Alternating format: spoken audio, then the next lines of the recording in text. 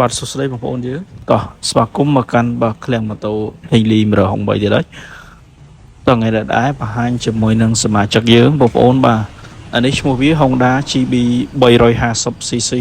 ប្រភេទម៉ូតូជប៉ុនដែលអត់ទាន់ប្រើប្រាស់នៅស្រុកខ្មែរទេបាទម៉ាស៊ីនអីគឺសំណុំស៊ីនពីជប៉ុនតែម្ដងបាទបងប្អូនមើលតែខ្ចៅនៅលើម៉ូតូទៅបងប្អូនបាទគីឡូវាទើបតែ7000ជាងគីឡូណាបងប្អូនបាទនិយាយទៅសាច់ឈាមវាគឺថ្មីស្អាតមែនតើបាទសម្រាប់បងប្អូនយើងយកទៅប្រើបាទគឺអត់ខកបំណងទេណាបាទម៉ាស៊ីនអីគឺធានា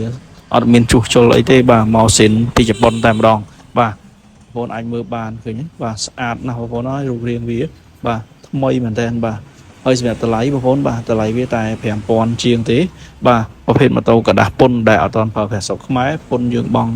ពេញឆ្នាំជូនបងប្អូនបាទអត់មានទៅបងពុនតម្លាក់ឆ្នាំទេណាអញ្ចឹងបងប្អូនទិញម៉ូតូបងប្អូនចាំមើលឆែកមើលกระดาษពុនផងបើនេះ022អញ្ចឹងយើងបងពុនពេញ022តែហ្មងណាបងប្អូនបាទហើយគីឡូវានេះបងប្អូនបាទចាំមើលតិចទៀតខ្ញុំបង្ហាញគីឡូជូនបងប្អូនបាទគីឡូវា7000ជាងគីឡូបងប្អូនណា